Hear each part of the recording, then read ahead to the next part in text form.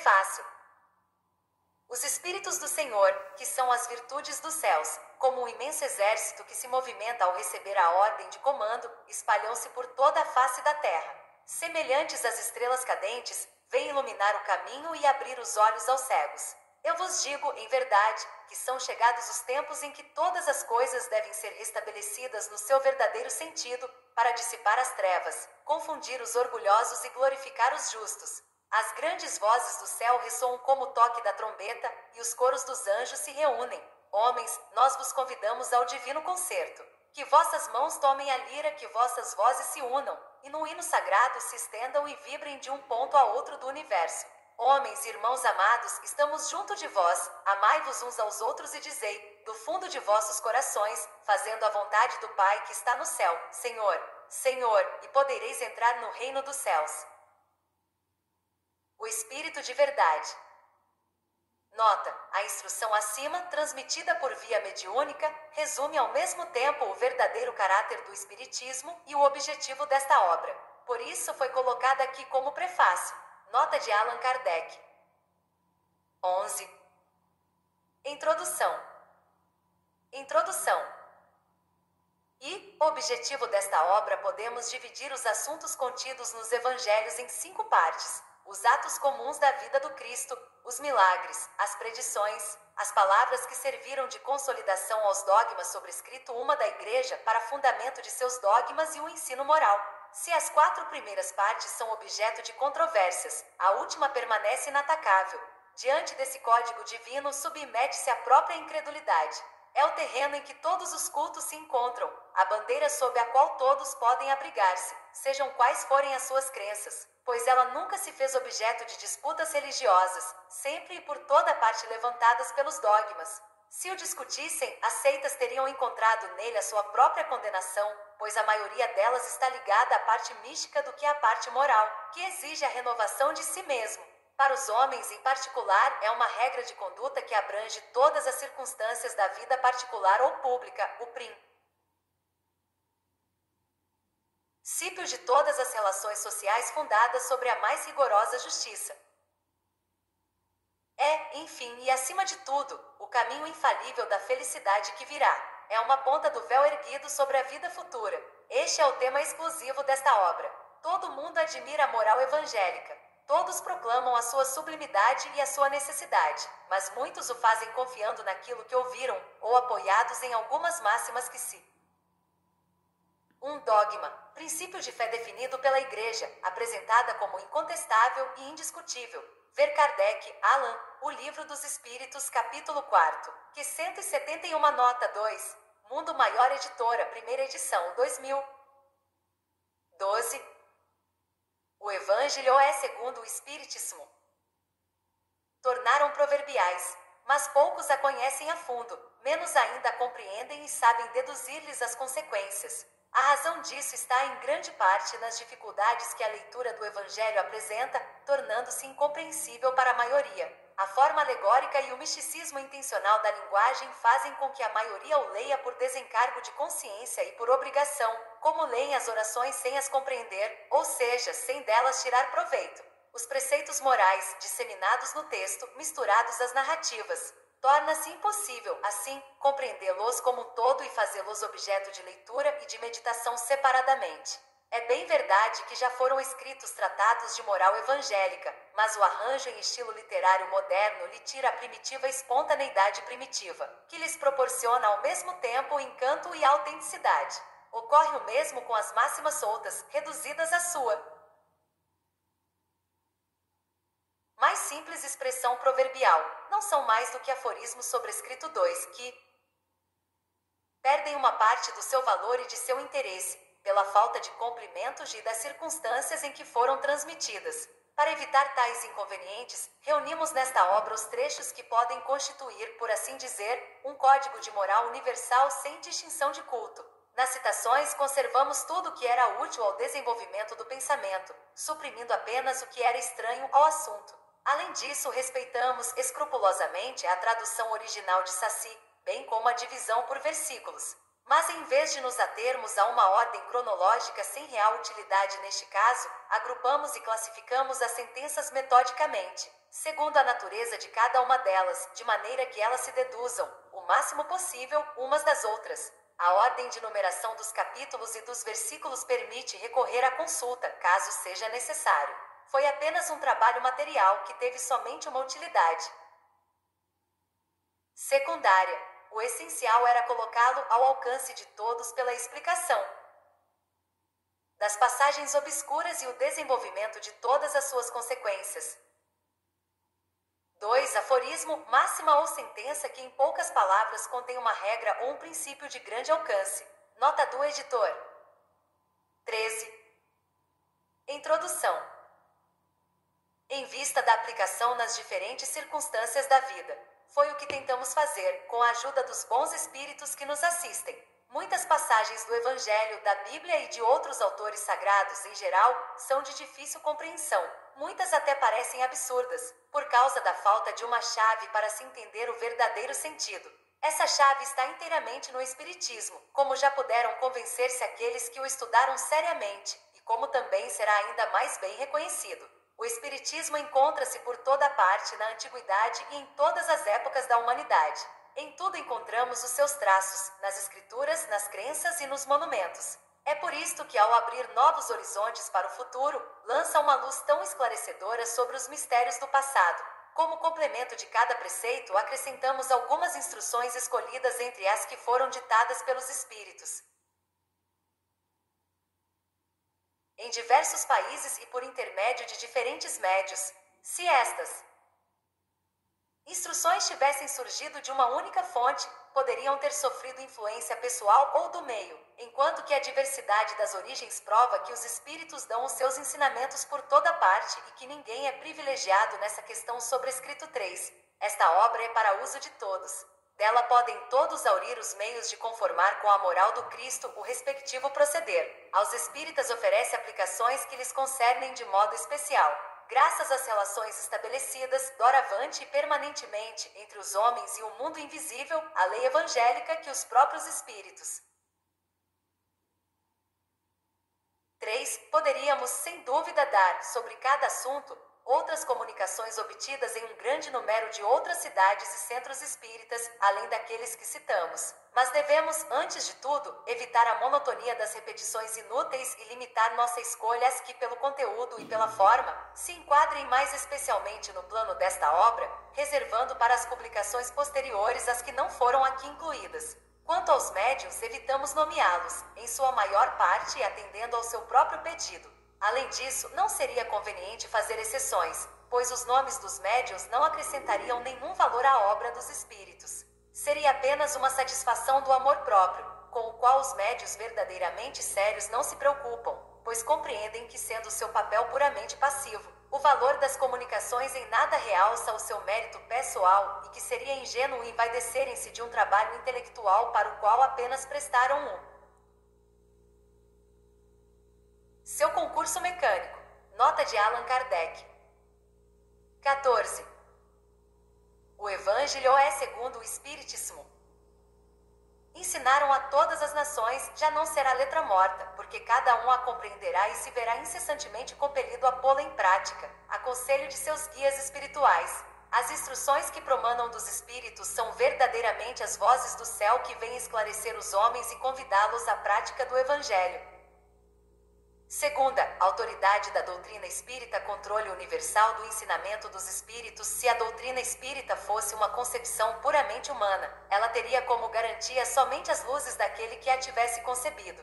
Ora, ninguém aqui na Terra poderia ter a pretensão de possuir para si a verdade absoluta. Se os espíritos que a revelaram exclusivamente houvessem se manifestado a um só homem, nada lhe garantiria a origem, pois seria necessário crer na palavra daquele que dissesse ter recebido deles os seus ensinamentos. Admitindo-se absoluta sinceridade de sua parte, poderia no máximo convencer as pessoas de seu relacionamento e poderia ter seguidores, mas jamais conseguiria reunir a todos.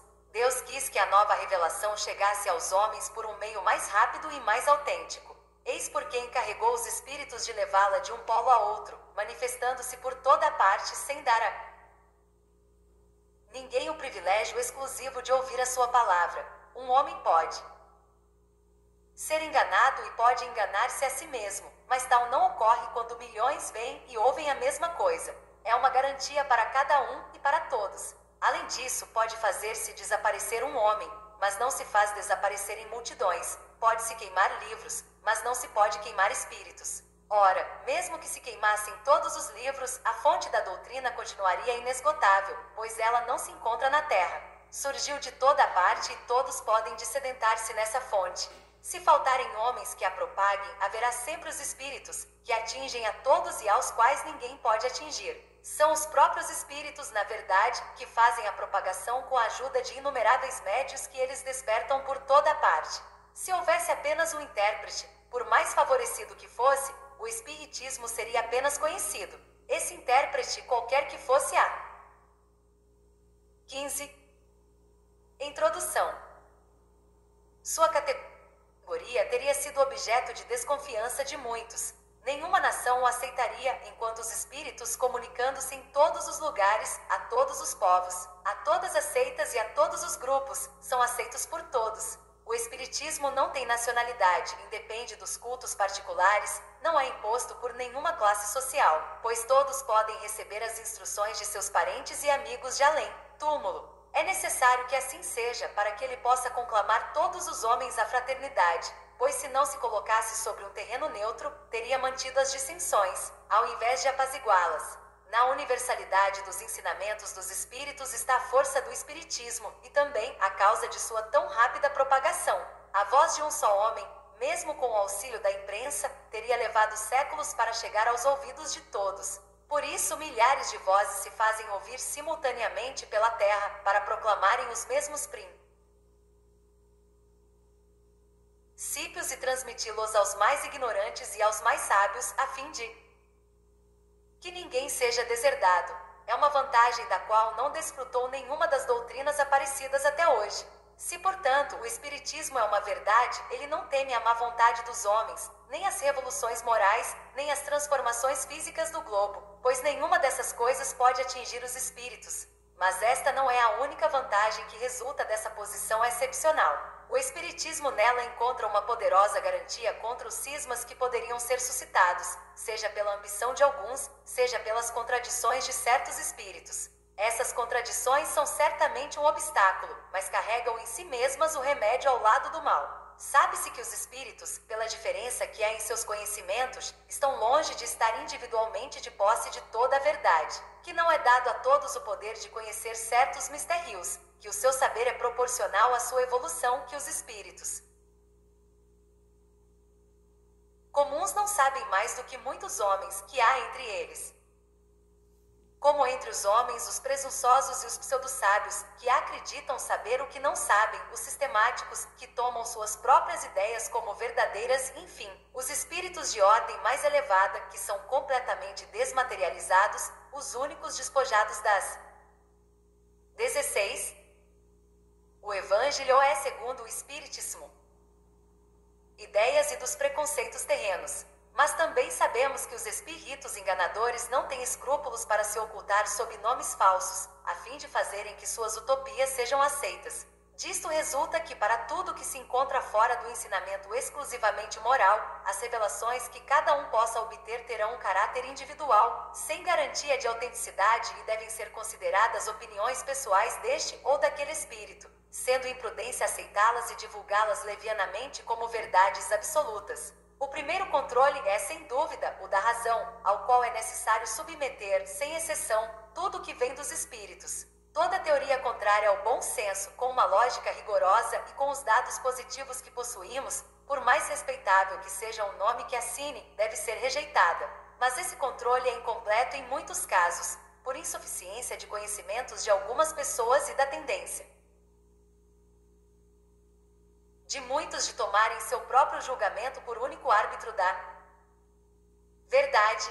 Em caso semelhante, o que fazem os homens que não confiam absolutamente em si mesmos? Levam em consideração a opinião da maioria, que lhes serve de guia desta Assim deve ser acerca do ensinamento dos espíritos, que nos fornecem por si mesmos os meios de consegui-lo. A concordância nos ensinamentos dos espíritos é, então, a sua melhor comprovação, mas é ainda necessário que ela aconteça em certas condições. A menos segura de todas é quando o médium interroga por si mesmo vários espíritos sobre um ponto duvidoso. É evidente que se ele estiver sob o domínio de uma obsessão ou se relaciona com o espírito mistificador, este espírito pode dizer-lhe a mesma coisa sob nomes diferentes. Não há também nenhuma garantia suficiente na concordância que se possa obter pelos médios de um mesmo centro, pois podem sofrer a mesma influência. A única garantia segura do ensino dos espíritos está na concordância que existe entre as revelações feitas espontaneamente, através de um grande número de médios, estranhos uns aos outros em diferentes lugares. Entenda-se que não se trata aqui de comunicações relativas a interesses secundários, mas das que se relacionam com os princípios da 17. Introdução. Doutrina. A experiência prova que quando um novo princípio deve ser transmitido, ele é ensinado espontaneamente, em diferentes pontos ao mesmo tempo, e de uma maneira idêntica, se não pela forma, ao menos pelo conteúdo. Se, portanto, apraz a um espírito formular um sistema excêntrico, baseado em suas próprias ideias e fora da verdade, podemos estar certos de que esse sistema permanecerá circunscrito e cairá, diante da unanimidade das instruções dadas por toda parte, assim como já tivemos vários exemplos. É esta unanimidade que fez cair todos os sistemas parciais surgidos na origem do Espiritismo, quando cada qual explicava os fenômenos à sua maneira, e antes que fossem conhecidas as leis que regem as relações do mundo visível com o mundo invisível. Tal é a base sobre a qual nos apoiamos, quando formulamos um princípio da doutrina. Não é por estar de acordo com as nossas ideias que o consideramos verdadeiro.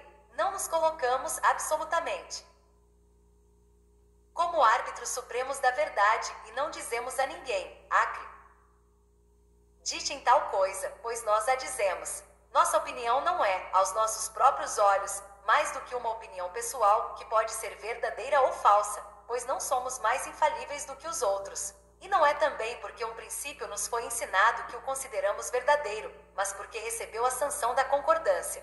Em nossa posição, recebendo as comunicações de perto de 1000 centros espíritas sérios, disseminados pelos mais diversos pontos do globo, estamos em condições de ver os princípios sob os quais essa concordância se estabelece. É esta observação que nos tem guiado até hoje, e é igualmente ela que nos guiará, através dos novos campos que o Espiritismo for chamado a explorar. É assim que, estudando atentamente as comunicações vindas de diversos lugares, tanto da França quanto do exterior, reconhecemos, pela natureza toda especial das revelações, que há uma tendência para entrar numa nova via e que chegou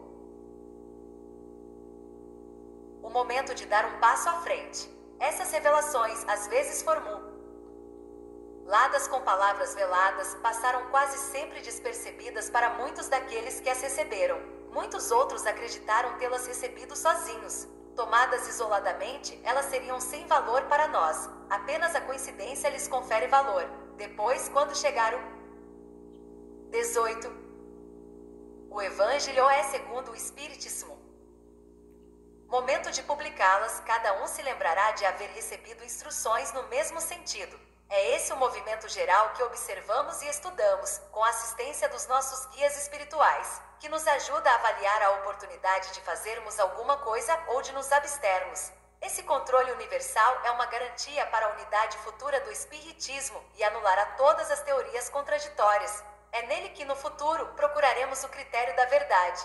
O que determinou o sucesso da doutrina formulada em O Livro dos Espíritos e em O Livro dos Médiuns foi que todos puderam receber, diretamente dos espíritos, a confirmação do que eles afirmavam. Se por toda parte os espíritos os contradissessem, esses livros teriam, há muito tempo, sofrido a sorte de todas as concepções fantásticas. Nem o apoio da imprensa os teria salvo do naufrágio, embora, mesmo privados desse apoio, não deixaram de fazer rapidamente o seu caminho, pois tiveram o dos espíritos, cuja boa vontade compensou com vantagem a má vontade dos homens. Assim será com todas as ideias emanadas dos espíritos ou dos homens, que puderem suportar a prova desse controle, cujo poder ninguém pode contestar. Imaginemos então que alguns espíritos queiram ditar, sob um título qualquer, algum livro com sentido contrário. Suponhamos mesmo que, com uma intenção hostil e com a finalidade de desacreditar a doutrina, a malevolência suscitasse comunicações apócrifas. 4. Que influência poderiam ter esses relatos, se eles são desmentidos por todos os lados pelos espíritos? É a adesão desses últimos que precisa ser assegurada antes de lançar um sistema em seu nome.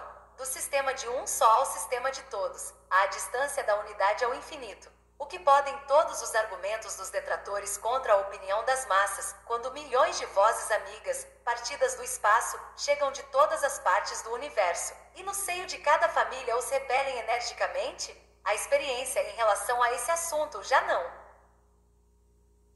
confirmou a teoria? O que aconteceu com todas essas publicações que deveriam pretensamente destruir o espiritismo? Qual delas conseguiu, ao menos, deter-lhe a marcha? Até hoje não se havia considerado essa. 4 apócrifas, não autênticas. Nota do editor. 19. Introdução. Questão desse ponto de vista, sem dúvida um dos mais graves. Todos contaram consigo mesmos, sem contar com os espíritos. O princípio da concordância é ainda uma garantia contra as alterações que, em proveito próprio, pretendessem introduzir no espiritismo as seitas que dele quisessem apoderar-se, acomodando-o à sua maneira. Quem quer que tentasse desviá-lo de seu fim providencial fracassaria, pela simples razão de que os espíritos, pela universalidade de seus ensinamentos, farão cair toda modificação que se desvie da verdade. Disso tudo resulta uma verdade capital. Quem quer que desejasse se colocar contra uma corrente de ideias estabelecida e sancionada poderia muito bem provocar uma pequena perturbação local e momentânea, mas jamais o conjunto, mesmo no presente e menos ainda no futuro. Resulta ainda que as instruções dadas pelos espíritos sobre os pontos da doutrina ainda não esclarecidos não conseguiriam manter-se, enquanto permanecessem isoladas, só devendo por conseguinte ser aceitas sob todas as reservas, a título de informação. Daí ser preciso a maior prudência na publicação, e no caso de julgar-se necessário publicá-las, só devem ser apresentadas como opiniões individuais, mais ou menos prováveis, mas tendo, em todo caso, necessidade de confirmação. É essa confirmação que é preciso esperar, antes de apresentar um princípio como verdade absoluta, se não quiser ser acusado de leviandade ou de credulidade irrefletida. Os espíritos superiores procedem, em suas revelações, com extrema prudência. Somente expõem as grandes questões da doutrina gradualmente, à medida que a inteligência está apta a compreender as verdades de uma ordem mais elevada, e quando as circunstâncias sejam propícias para a emissão de uma ideia nova. Eis porque desde o início eles não disseram tudo, nem o disseram até agora, não cedendo à impaciência de pessoas muito apressadas, que desejam colher os frutos antes de amaduro recerem. Seria então inútil querer antecipar o tempo assinalado para cada coisa pela providência, pois os espíritos verdadeiramente sérios se recusam positivamente a ajudar. Porém, os espíritos levianos pouco se preocupam com a verdade, a tudo respondendo. É por essa razão que sobre todas as questões prematuras há sempre respostas contraditórias. 20. O Evangelho é segundo o Espiritismo. Os princípios acima não são o resultado de uma teoria pessoal, mas a forçosa consequência das condições nas quais os espíritos se manifestam. É bem evidente que se um espírito diz alguma coisa num lugar, enquanto milhões dizem o contrário por toda parte, a presunção da verdade não pode estar com aquele que ficou só, nem aproximar-se de sua opinião, pois pretender que um só tenha razão contra todos seria tão ilógico da parte de um espírito quanto da parte dos homens. Os espíritos realmente sábios, quando não se sentem suficientemente esclarecidos sobre um assunto, não o resolvem jamais de uma maneira absoluta. Declaram tratar do assunto de acordo com a sua opinião pessoal e aconselham esperar-se pela confirmação. Por maior, mais bela e justa que seja uma ideia, é impossível que ela reúna, desde o início, todas as opiniões. Os conflitos que dela resultam são a consequência inevitável do movimento que se processa.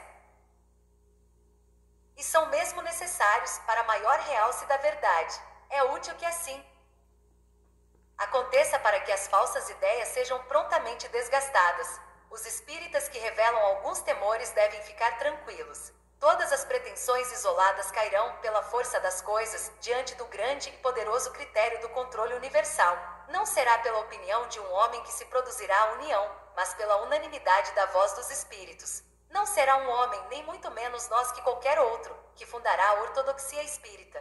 Tampouco será um espírito, vindo impor-se a quem quer que seja. É a universalidade dos espíritos, comunicando-se sobre toda a terra por ordem de Deus. Este é o caráter essencial da doutrina espírita. Aí está a sua força e a sua autoridade. Deus quis que a sua lei fosse assentada sobre uma base inabalável, e foi por isso que não a fez repousar sobre a cabeça frágil de um só. É diante desse poderoso Areópago 5, que não conhece o conluio nem as rivalidades invejosas, nem o sectarismo, nem as divisões nacionais, que virão quebrar-se todas as oposições, todas as ambições, todas as 5. Areópago, tribunal ateniense formado por sábios, magistrados e homens ilustres. Nota do editor. 21. Introdução. Pretensões à supremacia individual, pois nós mesmos nos destruiríamos se quiséssemos substituir esses decretos soberanos pelas nossas próprias ideias. Somente ele resolverá todas as questões litigiosas, que fará silenciar as dissidências e dará razão ou não a quem de direito. Diante desse acordo imperativo de todas as vozes do céu, que pode a opinião de um homem ou de um espírito?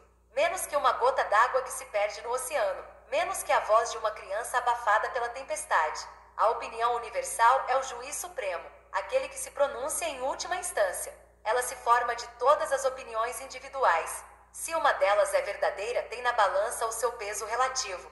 Se ela é falsa, não pode sobrepujar as outras. Nesse imenso concurso, as individualidades desaparecem e eis aí um novo revés para o orgulho humano. Esse conjunto harmonioso já se esboça, logo, este século não passará sem que ele resplandeça em todo o seu esplendor, de maneira a resolver todas as incertezas, porque daqui em diante vozes poderosas terão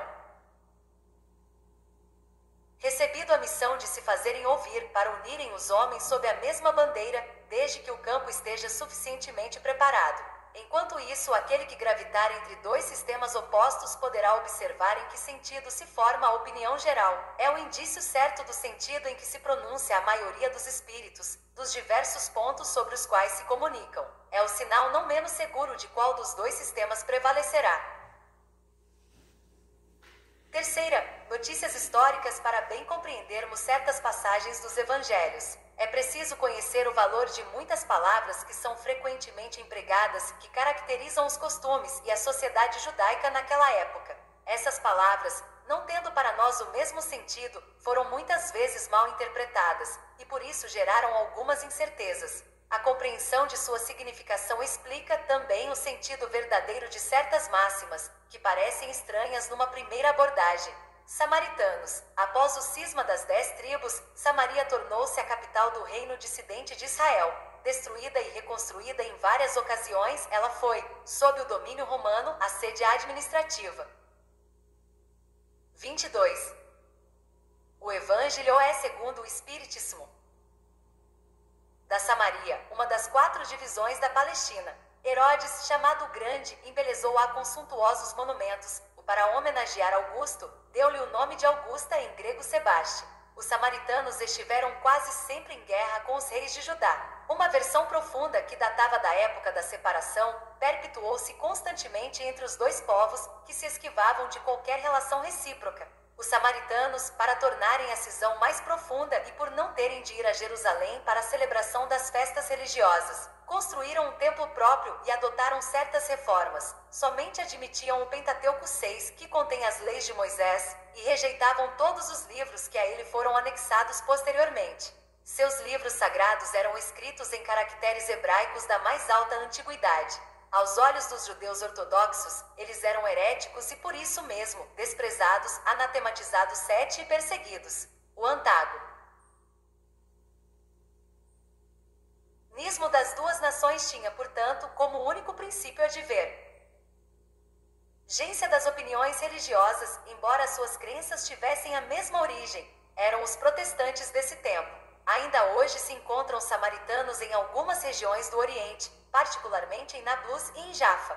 Observam a lei de Moisés com mais rigor que os outros judeus e só se casam entre si. Nazarenos, nome dado na antiga lei aos judeus que faziam votos, seja por toda a vida ou por algum tempo, de conservar-se em pureza perfeita, adotavam a castidade, a abstinência das bebidas alcoólicas e não cortavam os cabelos. Sansão, Samuel e João Batista eram nazarenos. Mais tarde, os judeus deram esse nome aos primeiros cristãos por alusão a Jesus de Nazaré. Foi também o nome de uma seita herética dos primeiros séculos da era cristã, que, como os Ebionitas 8, cujos princípios ela adotou, misturava as práticas do mosaísmo aos dogmas cristãos. Essa seita desapareceu no quarto século. Publicanos eram assim chamados em Roma os cavalheiros Arri. 6. Pentateuco, os 5 primeiros livros do Velho Testamento, cuja autoria é atribuída a Moisés. Nota do editor. 7. Anatematizar, condenar, reprovar energicamente e votar a execração. Nota do editor. 23. Introdução. Datários das taxas públicas, encarregados da cobrança dos impostos e das rendas de toda espécie, fosse em Roma ou em outras partes do Império, assemelhavam-se aos arrendatários gerais e aos contratantes do antigo regime na França e aos que ainda existem em algumas regiões. Os riscos a que estavam sujeitos faziam que se fechassem os olhos ao seu enriquecimento, que para muitos era produto de cobranças e de lucros escandalosos. O nome publicano estendeu-se mais tarde a todos aqueles que detinham a gestão do erário público e aos seus agentes subalternos. Hoje, essa palavra se usa pejorativamente para designar os negocistas e seus agentes pouco escrupulosos. Costuma-se dizer, ávido como um publicano, rico como um publicano, referindo-nos a fortunas de má procedência. O que os judeus mais dificilmente aceitaram e também o que mais causou irritação entre eles durante a dominação romana foi o imposto. Provocou inúmeras revoltas e fez-se disso uma questão religiosa, porque era considerado como contrário à lei. Formou-se mesmo um partido poderoso encabeçado por um certo Judas, chamado Gaulonita, que tinha por princípio o não pagamento do imposto. Os judeus tinham, portanto, horror ao imposto e, consequentemente, por todos aqueles que eram encarregados de arrecadá-lo. Daí a sua aversão pelos publicanos de todas as categorias, entre os quais podiam encontrar-se pessoas muito estimáveis, mas que, em razão de suas funções, eram desprezadas, assim como aqueles de suas relações e que eram vistos com a mesma repulsa. Os judeus bem considerados acreditavam comprometer-se, tendo relações pessoais com eles. Portageiros eram os cobradores de categoria inferior, encarregados do recebimento de pagamento pela entrada nas cidades. Suas funções correspondiam mais ou menos à dos aduaneiros e dos cobradores de taxas sobre mercadorias. Sofriam também a reprovação aplicada aos publicanos em geral. É por essa razão que encontramos frequentemente no Evangelho o nome de publicano ligado à designação de gente de má. 8. Ebionitas, relativo a ebionismo, doutrina herética do século II, que posto reconhecesse Jesus por Messias, lhe negava a divindade, aceitava o Velho Testamento e rejeitava o Novo, que substituía por outro, chamado o Evangelho dos Ebionitas. Nota do editor. 24. O Evangelho é segundo o Espiritismo. Vida, essa qualificação não significava dissolutos ou vagabundos, era uma expressão de desprezo, sinônimo de pessoas de má companhia, indignas de conviver com gente de bem. Fariseus, do hebraico farush, divisão, separação, a tradição formava uma parte importante da teologia nova judaica. Consistia nas coletâneas das interpretações sucessivas dadas aos trechos das Escrituras, que se haviam transformado em artigos de dogma. Era entre os doutores motivo de intermináveis discussões, muitas vezes por simples questão de palavras ou de formas, à semelhança das disputas teológicas e das sutilezas da escolástica medieval. Daí nasceram diferentes seitas que pretendiam ter cada qual um monopólio da verdade e, como acontece quase sempre, detestando-se cordialmente entre si. Entre essas seitas, a mais influente era a dos fariseus, que tinha por chefe Léo, doutor judeu nascido na Babilônia, fundador de uma célebre escola, na qual se ensinava que a fé só era dada pelas Escrituras. Sua origem remonta aos anos 180 ou 200 a.C. Os fariseus foram perseguidos em diversas épocas, notadamente por Hircanio, soberano pontífice e rei dos judeus, e ainda por Aristóbulo e Alexandre, reis da Síria. Entretanto, como este último devolveu-lhes as honras e bens, eles retomaram o poder e o conservaram até a ruína de Jerusalém, no ano 70 da era cristã, época na qual o seu nome desapareceu, depois da dispersão dos judeus. Os fariseus tomavam parte ativa nas controvérsias religiosas. Servis observadores das práticas exteriores do culto e das cerimônias, ardorosamente proselitistas, inimigos das inovações, mostravam grande severidade de princípios, mas, sob as aparências de uma devoção meticulosa, escondiam hábitos dissolutos, muito orgulho e, sobretudo, excessivo desejo pela dominação.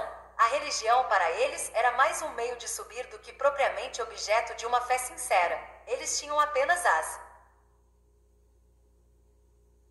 aparências e a ostentação de virtudes, embora com isso exercessem uma. 9. Teologia, ciência que se ocupa de Deus e seus atributos. Nota do editor. 10. Escolástica, sistema teológico filosófico surgido nas escolas medievais e caracterizado pela coordenação entre teologia e filosofia, iniciado pelos pais da Igreja, Santo Agostinho e São Tomás de Aquino, firmados em Aristóteles. Manteve-se até fins do século XVIII. Nota do editor. 25. Introdução. Grande influência sobre o povo aos olhos de quem passavam por santos personagens. Eis porque eram tão poderosos em Jerusalém. Criam ou ao menos professavam crer na providência, na imortalidade da alma, na eternidade das penas e na ressurreição dos mortos. Capítulo 4, N04. Jesus, que prezava acima de tudo a simplicidade e as qualidades do coração, que preferia na lei o espírito que vivifica a letra que mata, entregou-se, durante toda a sua missão, a desmascarar essa hipocrisia, e por isso granjeou inimigos obstinados. Foi por isso que eles se ligaram aos príncipes dos sacerdotes para levantar o povo contra Jesus e fazê-lo sacrificar. Escribas, nome dado, a princípio, aos secretários dos reis de Judá e alguns intendentes dos exércitos judeus. Mais tarde, essa designação foi aplicada especialmente aos doutores que ensinavam a lei de Moisés e a interpretavam ao povo. Faziam causa comum com os fariseus, com os quais dividiam os princípios e a aversão aos renovadores. É por isto que Jesus também os envolve na mesma reprovação. Sinagoga, do grego sinagogue, assembleia, congregação, havia na Judéia apenas um templo, o de Salomão, situado em Jerusalém, onde se celebravam as grandes cerimônias do culto. Para lá iam todos os anos os judeus em peregrinação, para as festas principais, como as da Páscoa, da Dedicação e a dos Tabernáculos. Foi nessa época que Jesus ali fez diversas incursões. As outras cidades não tinham templos, mas sinagogas, onde os judeus se reuniam nos dias de sábado, para orar em público sob a orientação dos anciãos, dos escribas e dos doutores da lei. Nesse local se faziam também as leituras dos livros sagrados, seguidas de comentários e explicações. Todos podiam tomar parte e foi por isso que Jesus, sem ser sacerdote, ensinava nas sinagogas aos sábados. Após a ruína de Jerusalém e a dispersão dos judeus, as sinagogas, nas cidades em que passaram a residir, servem-lhes de templo para a celebração do culto 11. Saduceus, seita judia que se formou por volta do ano 248 a.C. Assim chamada em virtude do nome de seu fundador Sadoc. Os saduceus não acreditavam na imortalidade da alma, nem na ressurreição, ou na 11. A época da codificação, ainda não existia o Estado de Israel. Nota do editor. 26. O Evangelho é segundo o Espiritismo. Existência dos bons e maus anjos. Apesar disso, acreditavam em Deus e, embora nada esperassem após a morte, serviam-no com o intuito de obter recompensas temporais, ao que, segundo eles, se limitava a providência divina. A satisfação dos sentidos era, aos seus olhos, o motivo principal da vida. Quanto às escrituras, apegavam-se ao texto da antiga lei, não admitindo nem a tradição, nem qualquer outra interpretação. Colocavam as boas obras e a execução pura e simples da lei acima das práticas exteriores do culto. Eram, como se vê, os materialistas, os deístas e os sensualistas da época. Essa seita era pouco numerosa, mas contava com personagens importantes e tornou-se um partido político sempre oposto aos fariseus. Essênios, seita judia fundada por volta do ano 150 a.C., no tempo dos Macabeus. Seus membros moravam numa espécie de monastério e formavam um tipo de associação moral e religiosa. Distinguiam-se pelos costumes suaves e virtudes austeras, ensinando o amor a Deus e ao próximo, a imortalidade da alma e acreditavam na ressurreição. Eram celibatários, condenavam a servidão e a guerra, seus bens eram comuns e se entregavam à agricultura. Contrários aos saduceus sensuais que negavam a imortalidade da alma, e aos fariseus enrijecidos pelas práticas exteriores, para os quais a virtude era apenas aparente.